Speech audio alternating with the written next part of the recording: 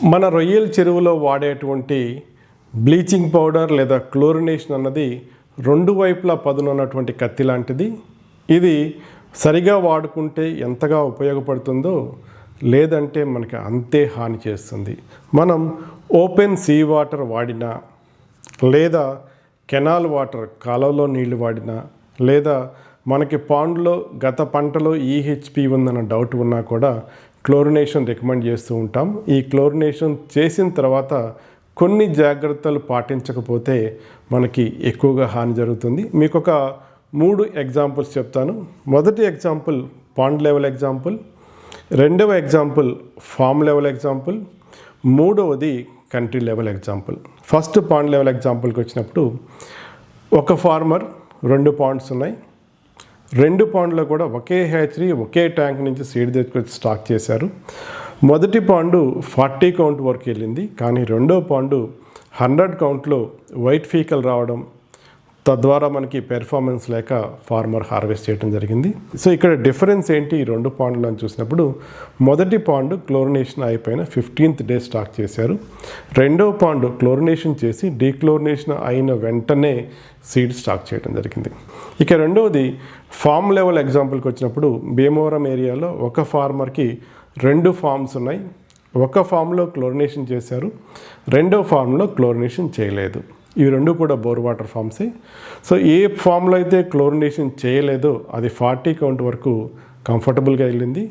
ఎక్కడైతే క్లోరినేషన్ చేశారో అది 60, 70, 80 కౌంట్లో వైట్ ఫీకల్ రావడం, తద్వారా ఈ పెర్ఫార్మెన్స్ లేక హార్వెస్ట్ చేయడం జరిగింది. మూడవది కంట్రీ లెవెల్ ఎగ్జాంపుల్కి వచ్చినట్లయితే మనకి థాయిలాండ్ కావచ్చు, వియత్నాం కావచ్చు, ఈ కంట్రీస్లో విర్లెంట్ విబ్రియో డిసీజెస్ ఎక్కువగా ఉన్నాయి. ఉదాహరణకి ఈఎంఎస్ అనేటువంటి ఒక వ్యాధి చాలా నష్టాన్ని కలిగజేస్తుంది, చాలా ఎక్కువగా ఉంది. రెండవది రీసెంట్గా మనకి ట్రెండ్ అవుతున్నటువంటి TPD, translucent post larval disease, ఈ వ్యాధి కూడా ఈ కంట్రీస్లో ఎక్కువగా ఉంది. సో ఈ కంట్రీలో విబ్రియో ఇంత విర్లెంట్గా ఎందుకు ఉంది అని సైంటిస్టులు స్టడీ చేసినప్పుడు తెలిసిన విషయం ఏంటంటే, వీళ్ళు వైట్ స్పాట్ కంట్రోల్లో బయోసెక్యూరిటీ ప్రోగ్రాంలో భాగంగా క్లోరిన్ని అతిగా వాడారు, అతి ఎక్కువగా వాడారు. అందువల్ల ఈ సైడ్ ఎఫెక్ట్స్, ఈ విబ్రియో విర్లెన్స్ పెరిగిందని చెప్పేసి మనకి సైంటిఫిక్గా కూడా చాలా పబ్లికేషన్స్ ఉన్నాయి. మన పాండ్లో క్లోరిన్ అప్లై చేసినప్పుడు ఈ క్లోరిన్ మంచి బ్యాక్టీరియాని చంపుతుంది, చెడు బ్యాక్టీరియాని చంపుతుంది.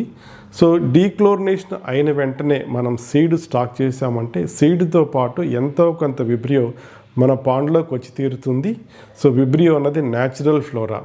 ఆ వచ్చినటువంటి విబ్రియోకి ఏ ఇతర బ్యాక్టీరియాతో కాంపిటీషన్ లేకపోవటం వల్ల ఇది స్పీడ్గా మల్టిప్లై అవుతుంది. మీ అందరికీ తెలుసు, విబ్రియో ప్రతి 10 నిమిషాలకు కూడా డబుల్ అయిపోతూ ఉంటుంది, మల్టిప్లై అవుతూ ఉంటుంది. కానీ ప్రోబయాటిక్ అంత స్పీడ్గా మల్టిప్లై అవ్వదు. సో ఈ విధంగా విబ్రియో లోడ్స్ బాగా ఎస్టాబ్లిష్ అవ్వటం వల్ల త్వరగా వైట్ ఫీసెస్ రావటం లేదా త్వరగా విబ్రియో డిసీజ్ రావటం గమనించడం జరిగింది. సో ఈ విధంగా జరగకుండా ఉండాలి అంటే ఏం చేయాలి అని చూసినప్పుడు దాన్ని సైంటిస్టులు మైక్రోబియల్ బయోడైవర్సిటీ లేదా మైక్రోబియల్ మెచ్యూరిటీ అనే పదాలు వాడుతూ ఉంటారు. సో ఈ మైక్రోబియల్ బయోడైవర్సిటీ లేదా మైక్రోబియల్ మెచ్యూరిటీ మన పాండ్లో ఎలా అచీవ్ అవ్వచ్చు అంటే, డీక్లోరినేషన్ అయిన వెంటనే సీడింగ్ వేయకూడదు, కొంత గ్యాప్ తీసుకోవాలి.